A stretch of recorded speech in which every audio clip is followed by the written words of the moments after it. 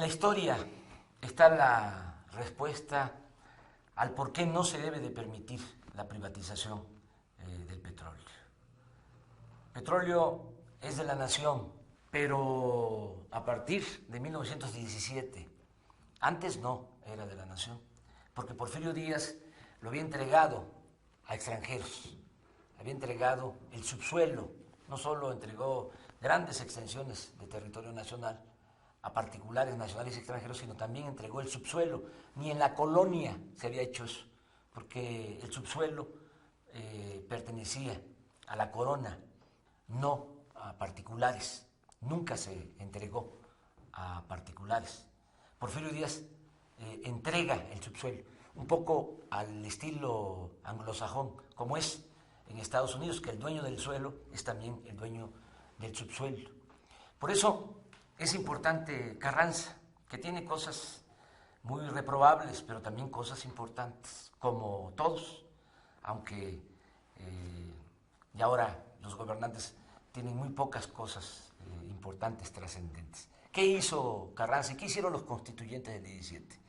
Establecieron en el artículo 27 de que es la nación la dueña de los recursos naturales que están en el subsuelo, en este caso el petróleo. Eso no les gustó para nada a las compañías petroleras extranjeras, hubieron muchísimas presiones, porque ellos tenían, desde la época de Porfirio Díaz, el control de una vasta superficie en el Golfo de México, Tamaulipas, San Luis Potosí, Veracruz, Tabasco, todo eso estaba concesionado a empresas petroleras extranjeras, sobre todo a dos grandes empresas petroleras extranjeras, una inglesa y otra estadounidense.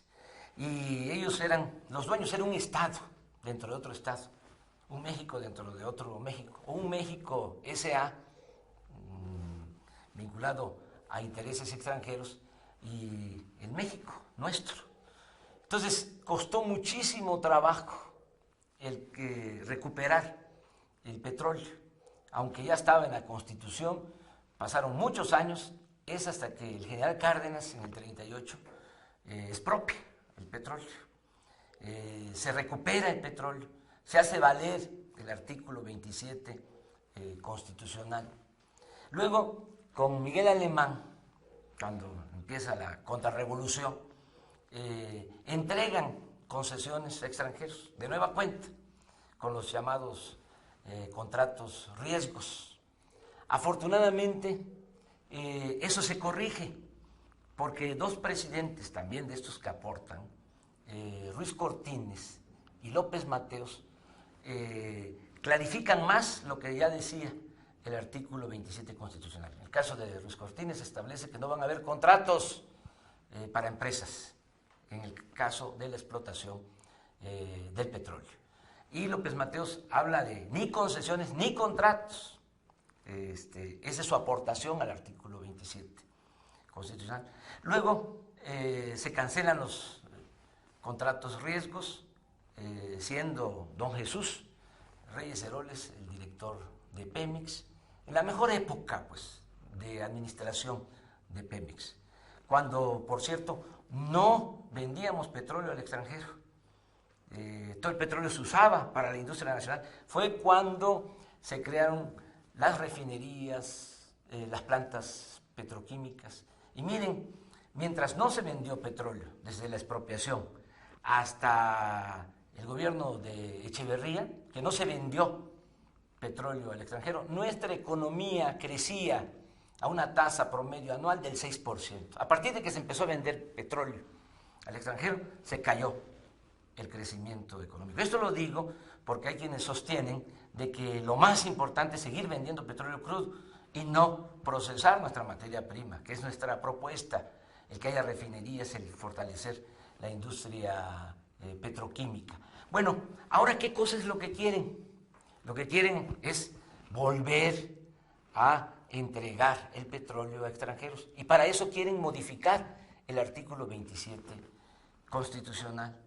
Esto sería terrible, ya lo he explicado en otras ocasiones, porque se llevarían los extranjeros la renta petrolera, las ganancias, la utilidad del petróleo. Nos quedaríamos sin presupuesto, no habría dinero para la educación pública, para la salud, para el desarrollo.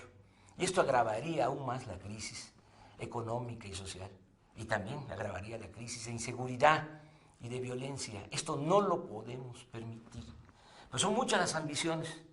Es una gran tentación el petróleo. Y hay muchos intereses metidos en esto. Desgraciadamente, las autoridades mexicanas son muy entreguistas, son, aunque suene duro, traidores a la patria.